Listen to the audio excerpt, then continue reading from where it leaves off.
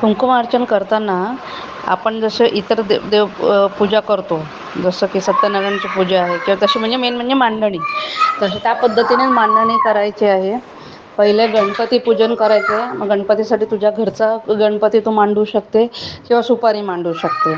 आणि गणपतीची पूजा करून जसं हळद कुंकू म्हणजे स्वच्छ पाण्याने किंवा पंचामृताने आंघोळ घालून, मग स्वच्छ पाण्याने आंघोळ घालून पुसून छानपैकी त्याला ठेवायचं आहे. त्याला हळद कुंकू आणि बाकी फुलं वगैरे अर्पण करायचे आहे. त्यानंतर तुझी कुलदैवत असेल किंवा तुझ्याकडे यंत्र असेल किंवा जे काही देवीची मूर्ती आहे तुझ्याकडे, तर तिला एका ताम्हणात घ्यायचं आहे. तिलाही पंचामृतने आंघोळ घालून साधा याच्याने हे करून व्यवस्थित छान पुसून घेऊन तिला स्थानपन्न करायचं आहे.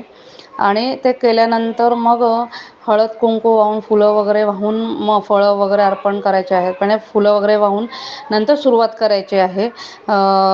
जसं की तुमच्या चुटकी आपण घेतो कुंकू वगैरे, आपण हळद कुंकू जसं आपण हे घेतो त्या पद्धतीने ते घ्यायचं आहे आणि देवीवर ते वर्षाव करायचा आहे.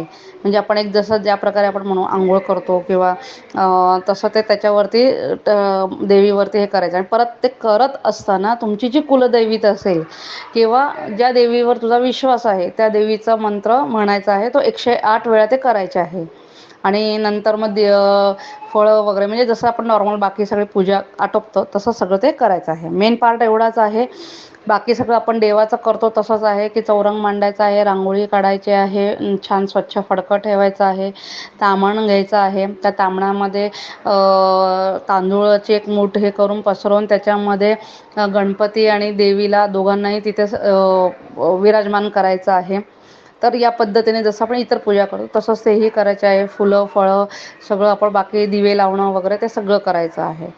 मेन पार्ट हा आहे की त्याच्यामध्ये कुंकुमार्चन करताना ज्यावेळेला आपण ते करणार आहोत प्रोसेस, त्यावेळेला देवीचं, तुमच्या कुलदेवीचं मंत्रोच्चारण करायचं आहे 108 वेळा आणि त्यावेळेला ते कुंकुमार्चन केलं जातं. हे पंचमीला, सप्तमीला, अष्टमीला आणि नवमीला केलं जातं. कधीही तू कर. एरवी पण तुम्ही करू शकतात, मंगळवार शुक्रवारी करू शकता, देवीचेच वार आहेत त्यामुळे. तर या पद्धतीने करू शकता.